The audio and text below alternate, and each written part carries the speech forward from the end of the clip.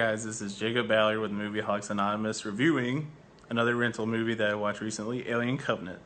So it's a prequel to the original Alien, but it's also a sequel to Prometheus, which was very divisive, and I thought it was an okay film because it was interesting enough to make up for most of its flaws. And this movie is very interesting to a point, but also at the end of the movie, there's so many problems that I would say it's a bad film as a whole. We'll get into that. So let's talk about the special effects. Most of the special effects are stunning. The cinematography is gorgeous. The planet that they're on is just interesting, the way it's designed. The ship looks great. The ships all look great. There's all these great special effects on this. There's these great special effects on display. The only special effects that are lacking are the xenomorph. It looks ridiculous because it's CGI, so it moves unnaturally, and its tail moves like this, and it moves so fast that you can't follow it. But I mean, as a whole, this is a gorgeous looking movie, and that deserves some praise. And the score is fine, and it works in some suspenseful moments that the director, actually Ridley Scott, sometimes gives us enough direction to make up for the fact that you don't care about the characters and to make the scene suspenseful even though you don't care. So that takes a lot of craftsmanship, in my opinion, that there's 3 or 4 good suspenseful scenes. Nothing as iconic or great as those in the original Alien movies, but you know, this is its own movie too. And as for the androids, which are 2 of the most important characters in the movie, you have Michael Fassbender playing 2 different androids, and he did a great job of playing 2 distinctly different characters that represent different ideas, and the philosophy of what these characters go through is interesting, and the way that they debate these things and the way that they fight each other and their clash and their conflict is one of the most compelling parts of the movie.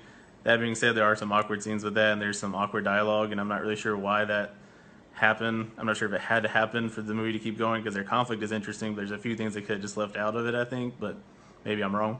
But I enjoyed the android scenes, and there's also some very good performances. Well, another good performance is Danny McBride.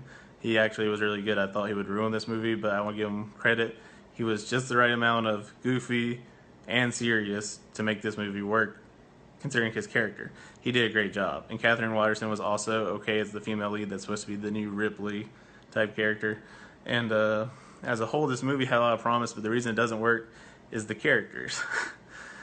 They just don't, like in the first 10 minutes, they kill off this major character and they act like you're supposed to care so much, and the music plays so dramatically, and it's directed in such a way that you're supposed to be sad, but you don't know this guy because they cut this scene that's online called The Last Supper. If you watch that scene, you like these characters, you get to see them interact as a family.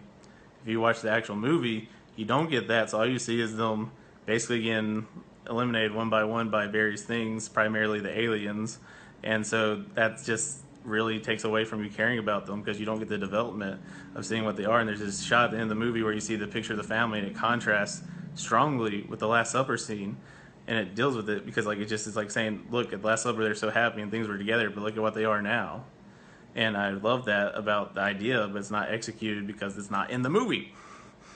And also, since you don't care about the characters, the horror scenes have to be addressed. Ridley Scott, some of the scenes you didn't do right. Most of the gore in this movie is just a test to see if you can outdo the gore in the other movies. I mean, the chest bursting scene, they intentionally have extra blood squirting just to be gross, is more than usual, and it's just trying to outdo the blood and gore in the other ones. Is not actually effective.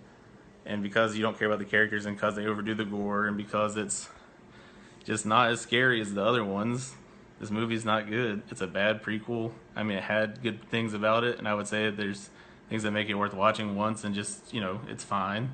But other than that, I say it's a disposable movie, so I'd give this prequel a 2 out of 5. So guys, did you like this movie? What do you think of my review? Just let me know in the comment section below. Be reviewing a few movies coming up soon that I've been watching lately. Until next video, guys.